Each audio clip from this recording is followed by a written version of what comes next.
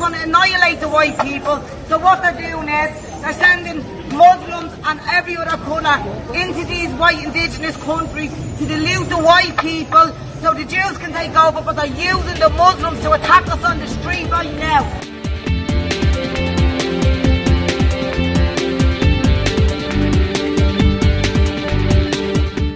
This is Here's How, Ireland's political, social and current affairs podcast, presented by William Campbell. Thank you for downloading episode 181 for the 12th of June, 2025.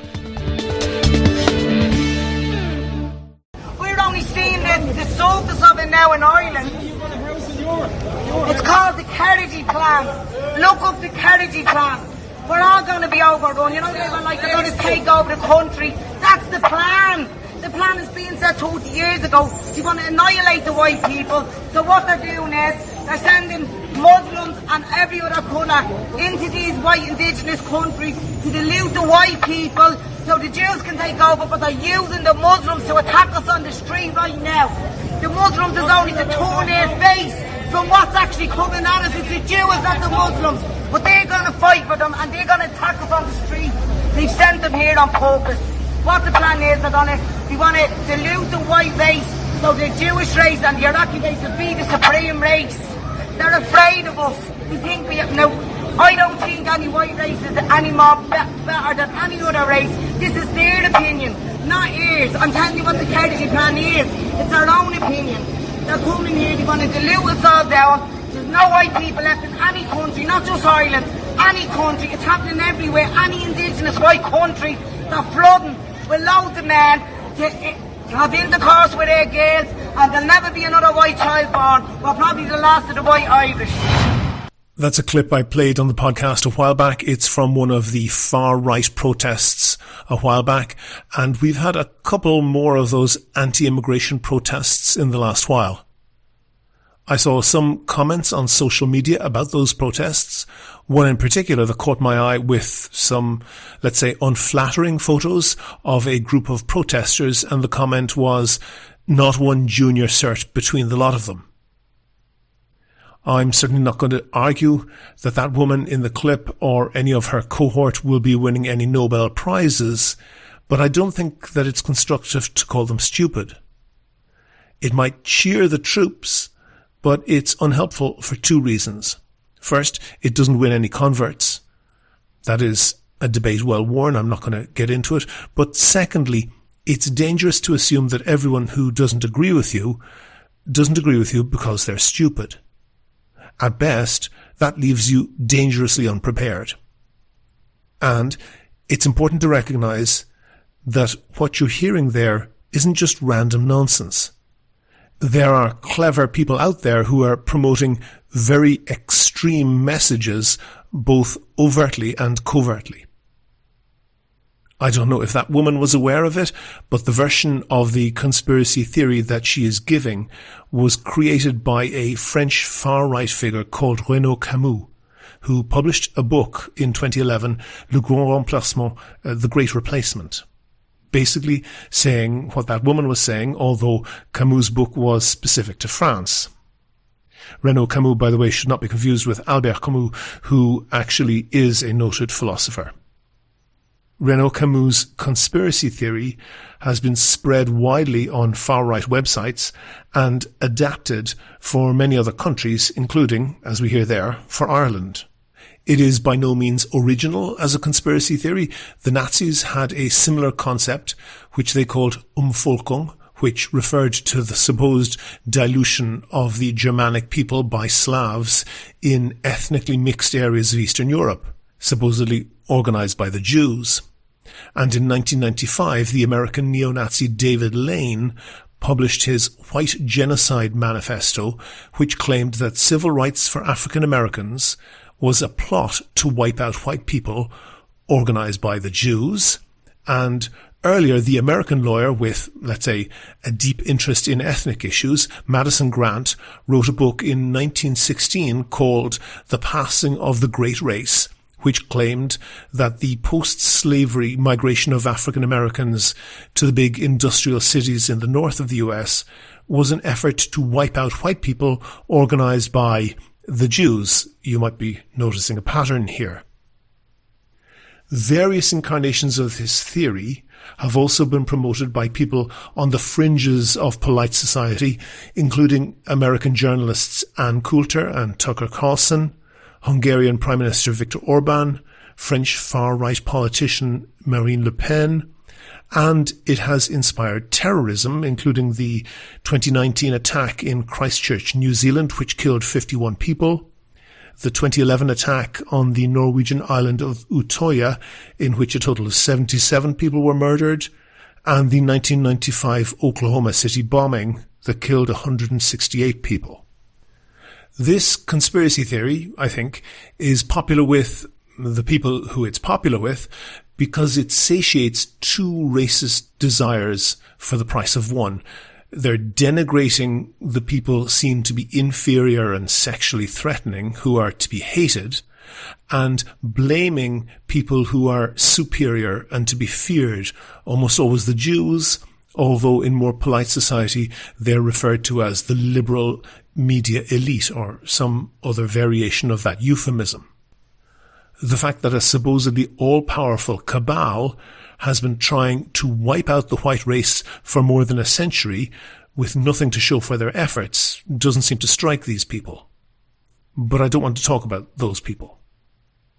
I want to talk about people who don't go in for the swivel-eyed anti-Semitic conspiracy theories. I want to talk about people who say that they have rational, reasonable objections to immigration, or objections to mass immigration, or objections to uncontrolled mass immigration, and who say that they're unfairly tarred with the same brush as the lunatic racists. They say that it's not possible to discuss issues like resource constraints, which are strained by the arrival of what they call large numbers of immigrants or refugees, and they want to talk about how some groups of immigrants are incompatible with the culture of the communities that they arrive into, and that integration of immigrants into wider society can be poor, or fail entirely, creating culturally isolated ghettos. I think it's perfectly fine to talk about all of these things. I also think that sometimes well-meaning people can shut down these discussions because, for them, the discussions resonate too strongly with racist themes, and issues that should be discussed calmly become taboo. The thing is, I also think that there's some clever racists out there who recognize that they won't get far ranting on about Jewish conspiracies, so they cloak their racism in a veneer of practical concern. So the well-meaning liberals who shy away from practical discussions around immigration aren't right, but they're not always wrong. At least some people talking about practical concerns are using it as a way to promote their own racist views. That doesn't mean they all are. That doesn't mean that the concerns aren't valid. But it's reasonable to look at people's track record as a whole and point out any inconsistencies. That brings me to Ben Scallon. Ben is undoubtedly a talented guy. I've spoken to him. We discussed it, but ultimately he decided not to come on the podcast, which is his right, of course. Ben's Twitter or X bio used to say that he is the son of a Dublin father and a Jamaican mother. These days it lists him as senior political correspondent at Gript Media, where he writes and posts video content frequently. Which is what brought me to one of the videos he posted in advance of last year's local elections. The set and the graphics on the video are done up to look like a news broadcast, and this is how he starts the piece. The Irish government helping asylum seekers to vote in elections is a self-serving power grab disguised as a good deed. German philosopher Bertolt Brecht once famously said something to the effect of, "The people have failed, we must elect a new people." And this is a sentiment which the Irish government seems to have taken very much to heart. He goes on to explain that what he is referring to is the fact that, unlike with Dáil and presidential elections and referendums, there's no citizenship requirement to vote in the local elections. And Ben frames this as an attempt to fix elections by buying immigrant votes with supposedly luxury provisions for asylum seekers. Apparently, the Irish government wants people from all over the world who don't even speak English, let alone Irish, to vote in their droves by the tens of thousands to decide the future fate of our local democracy. This is also a cynical and Machiavellian ploy by the government to retain power under the guise of being inclusive, whatever that means. Either way, the government has done those people a favour that they likely won't soon forget, because who gave them their brand new modular homes and luxurious hotel rooms? Well, the government did. And so who are these asylum seekers going to reward with their vote when the election comes around, most likely? Well, the government parties that have given them their new life, right?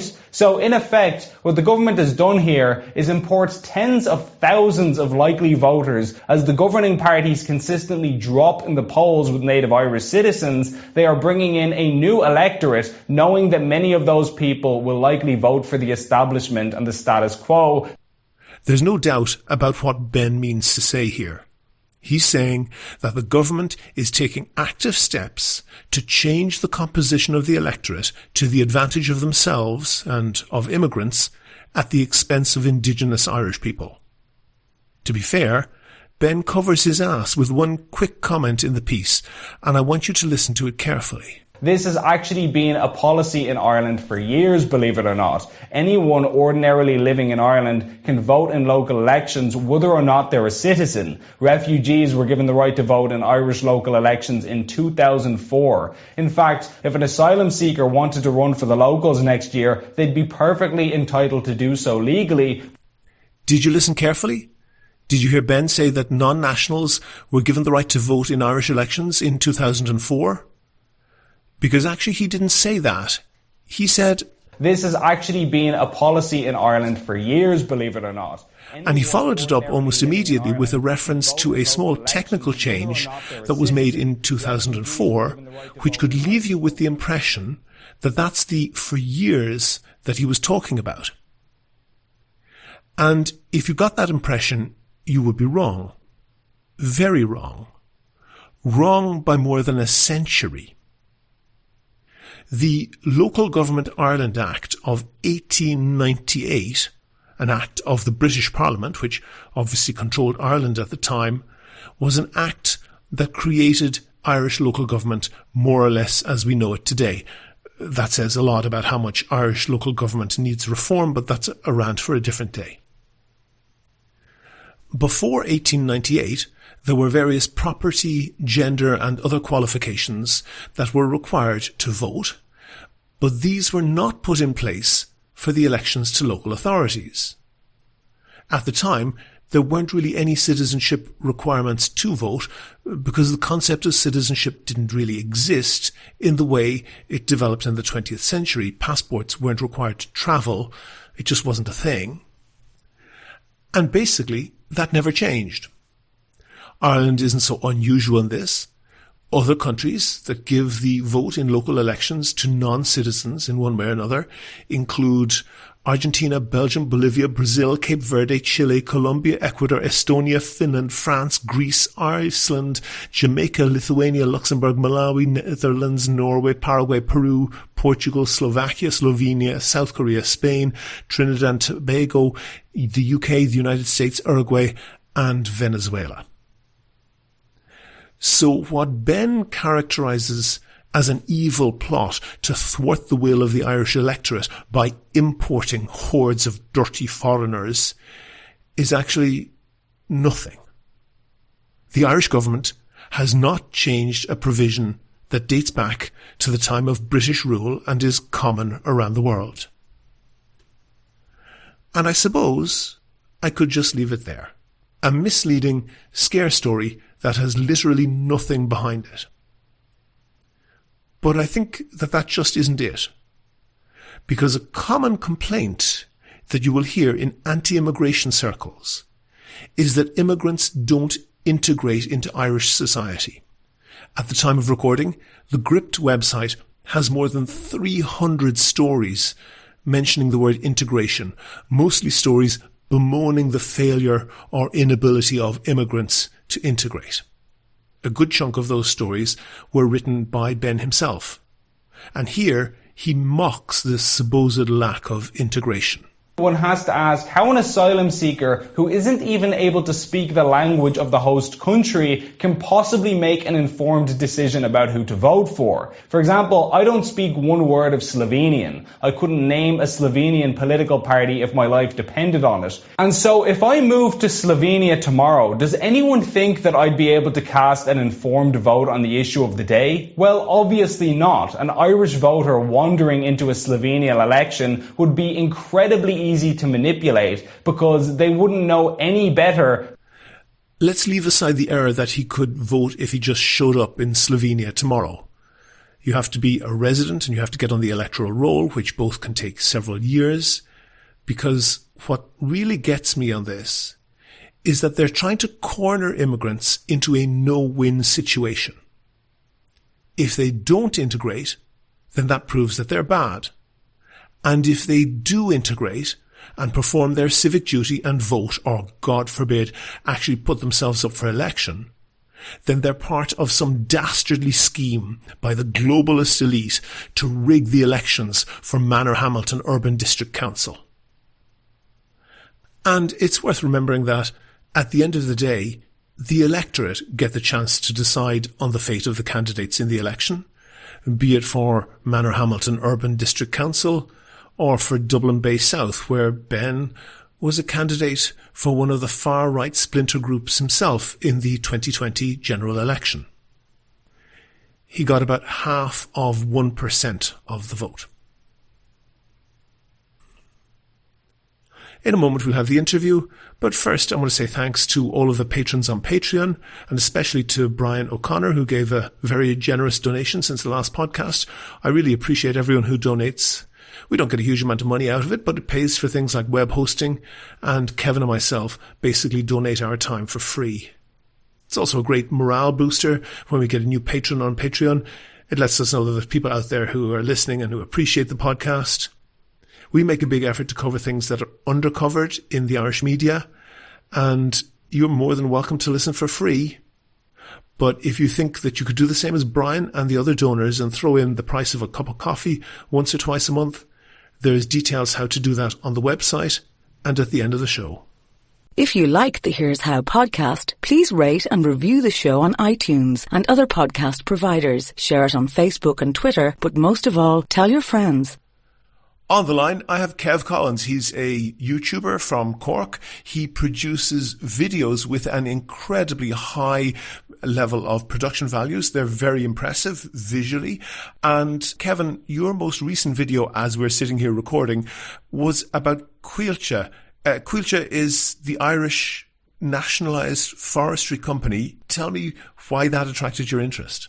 Thanks, William. I spend a lot of time outdoors and in nature, and there's not a lot of it around. So the story is bigger than just Coillte. It's really about how Ireland manages its land and its resources and its future. Mm-hmm. And Coillte is tasked with managing an incredible 7% of the country's land.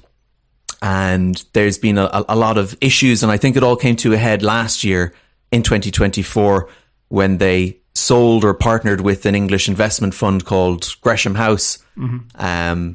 And I think a lot of people aren't familiar with that. And so I really wanted to shine a light on it, and just to see how much damage has been done from the monocultures that we see as forests. I think there are Irish people who go walking in the forest and they think where they are working is a normal, healthy space.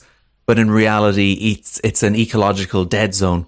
And if they, had an experience in a real forest, they would really have that comparison. So in the video I made, I really tried to show that, filming in the monocultures, filming in very few of our native woodlands, to be able to show people the difference. Mm-hmm. And Coillte has been allowed to operate like a private logging company with very little public scrutiny.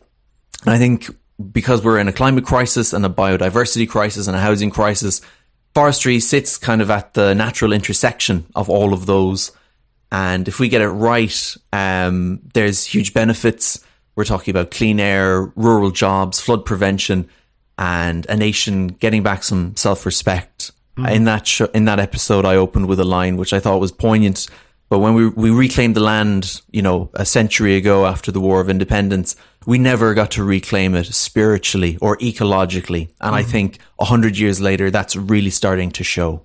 One thing I remember from my geography lessons in school about 150 years ago was that the statistics, if I remember them correctly, was that at the point of independence, Ireland was 1% forested. And that was like compared to Germany, that was about 30 or 35% forested, which seemed an unbelievable difference. In the time since independence, we've gone from about 1% to about 8% forested of just the land area of the country. Is that entirely Coillte? And in the way that they've done it, and you've, I think, talked about monoculture in the sense that we're just growing Sitka spruce all over the place. How could that be done better?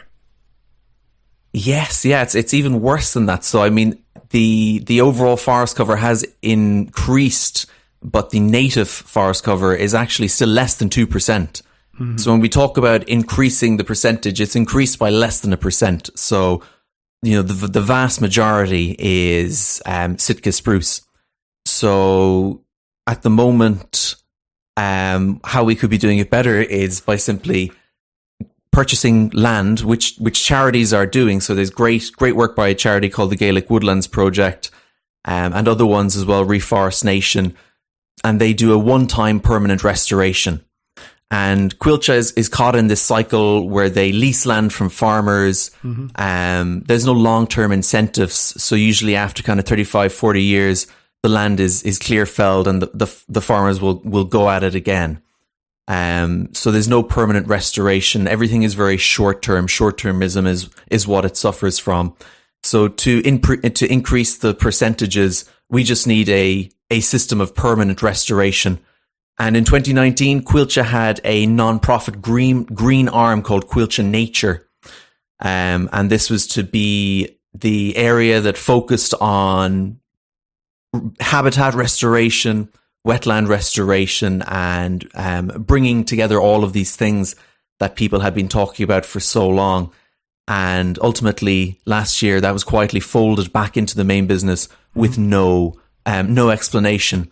So really, when I look at that, I see that just as a box-ticking exercise that went nowhere.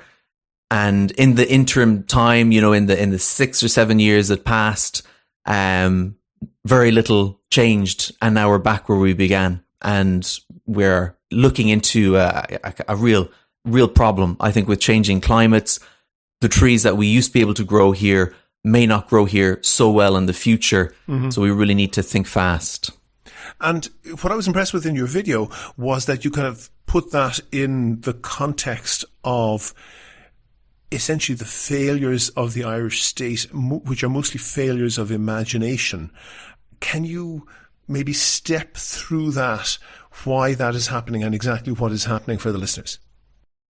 Absolutely. I've coined a phrase. I think it's appropriate, but the state is ambition deficient. I mean, there's a huge deficiency when it comes to vision, to having anything long term. And I think where we're caught is that civil servants and the government really incentivize the wrong things. They incentivize short-term profits. There are no incentives for holistic long-term solutions. They're caught in the cycle of 5-year elections, and they will do what they can to make sure that they can get to the next 5 years, mm-hmm. or the next election or the next election, but they don't do anything that will leave a permanent, good mark on the country. One of the things I've seen in your videos, without meaning it as a criticism, it does seem you're coming very much to a lot of these issues that you cover, a few of them centred around Cork, but you come at them from a fairly left-wing point of view, and in particular advocating that more power be given to local authorities. Would that be a fair assessment of your own views? Yeah, absolutely. 100%. I think there's a great author, Dr. A. Quinlivan, who I saw speaking in Cork City Hall recently. He's published a few books on Ireland and how it's run, and it is one of the least democratic countries in the developed world. Because when we vote for our politicians, they don't really have the power that they need to move things forward or make these changes that we want to see in society. So when Coillte sold the forests in 2024, people were rightly outraged, and that extended through to the politicians as well. So at the time, there was Dáil debates about how this had happened, and at the end of the day, the deal still went ahead because the politicians have no power. So everything is removed from public scrutiny because it's a semi-state body. And that's done by design. That's the likes of Todd Andrews and Ray Burke, Fianna Fáil figures from several decades ago set up the institutions in a way that actual power and is removed from the public. The politicians almost act as a layer of shielding. So giving power back to local authorities would be a great first step. And in doing so, they will be able to, at the moment, when we have charities filling the void where the work that Coillte should be doing, they can plant forests, and then it's looked after at a community level. So that's really where it comes. There's a more of an ownership, there's more of a responsibility, and I think ultimately that leads to more success as well when you have community level initiatives, whether it be forest planting or whether it be at the civic level. There's a higher value and there's higher buy-in from locals. Whereas if it's somebody sitting in offices hundreds of kilometers away who doesn't have a feel for the local area, or who simply isn't going to be that invested in making sure that the right plan happens for the local area, then it's very hard to put a cohesive blueprint for a country together. That sounds good. However, I think that Ireland's experience doesn't always chime with that, and that in particular, you're relatively young, and I guess you've had the experience that I have of politicians kind of beating their chest, saying that power should be devolved down to, and local authorities should be given more responsibilities, and never doing that. Isn't the experience with Irish local authorities one of just catastrophic incompetence all the way through? For example, student grants, water, housing, driver licensing, penalty points, and since you mentioned Ray Burke, planning.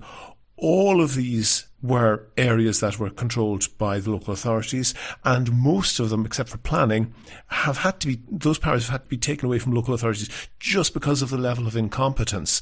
Is it possible that, for example, if you were in business and you've been, I know, worked in private companies, any department in a well-functioning company, any department that is underperforming will very soon find its funding and its responsibility very severely cut back, possibly with a view to eliminating that department. Why is that different for the public authorities, where we have such incompetence in local authorities? Why is the solution to that to give them more power? I think the advent of technology has come along since the last time local authorities had a sense of power and had the ability to make these decisions.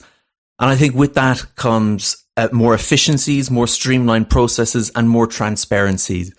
If we're talking about the 70s or the 80s or the 90s, when local authorities were in charge of all of these things, then the system to get stuff done would have been much longer, because there was no email. There was none of the tools that we use today that really have excelled business.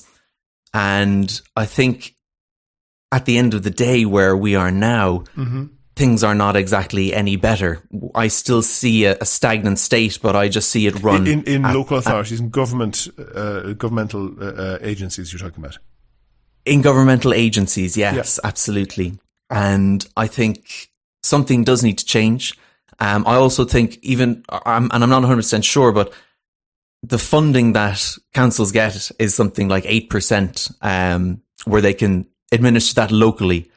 So Perhaps it was more in the past, but if you don't have the budget to back up the initiatives and the ideas, then solutions will tend to be reactionary and never quite visionary. Yep. So we do have the money now as well. So even if we had, bumbling incompetence with local authorities in the past, we probably didn't have the funds to do very much with whatever we were hoping to do. Flip the page now, we're in a very unique situation where we do have a lot of money, and that's, going to be a moment in time thing. That's not going to last forever. But even cash-rich companies, to compare them to private sector, even cash-rich companies will be very, very quick. A failing department, even within a cash-rich successful company, will very soon find itself either drastically reduced in scope and budget or actually just closed down. Isn't that true? Absolutely. And why should that be any different? And there's a lot of incompetence in lots of areas of the Irish government, but I think it is underappreciated how much of that incompetence is focused on in local authorities. It's an interesting perspective, and I suppose really our expectation should be that local authorities would be able to deliver effective services if they were given the opportunity and the money. I don't think that because it wasn't effective in the past that we shouldn't try again. I think the opposite. I think there should be a second chance for this with all of the new tools that we have and with an appreciation that this is going to be an opportunity and we do want to see local authorities sink or swim.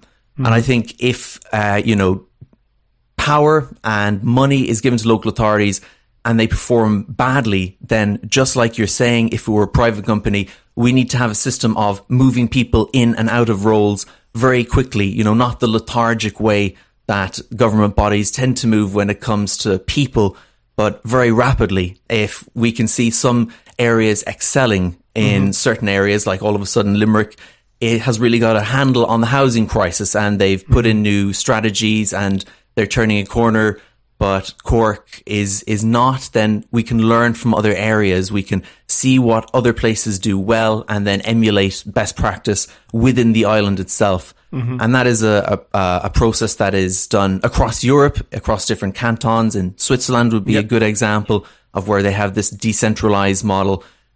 So we don't need to reinvent the wheel, but when we do see it's not working, we do need to act, right? We don't want to sit in a stagnant situation where we see it's not working and we do nothing for 5 years and then the power is centralized again. Limerick now has a directly elected Lord Mayor. This has been presented as a cure for many of the ills in local authorities. How do you feel about that? How do you feel about the fact that that is very, very slow to be reformed? And do you think that that has the potential to move in the reforming direction that you are suggesting? Yeah, I feel very sad because Cork doesn't have one and we were given the opportunity to vote and we voted against having a directly elected Lord Mayor. And I remember listening to some of the discourse at the time, and I think a lot of the arguments on the local radio stations was that it would cost a certain amount of money and that put people off. And when I see the calibre of people who applied to be Lord Mayor in Limerick, you have, I guess, people with quite a back catalogue of success or bringing ideas to reality.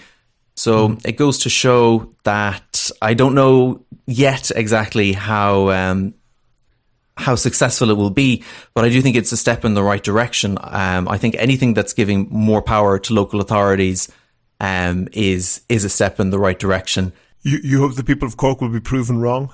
Yeah, for sure. For sure. On this one occasion, I'm happy with that. Okay. The two other videos of yours that I've been watching, one of them that I want to mention briefly is talking about Ireland's housing crisis. Give me the elevator pitch for what you're talking about there.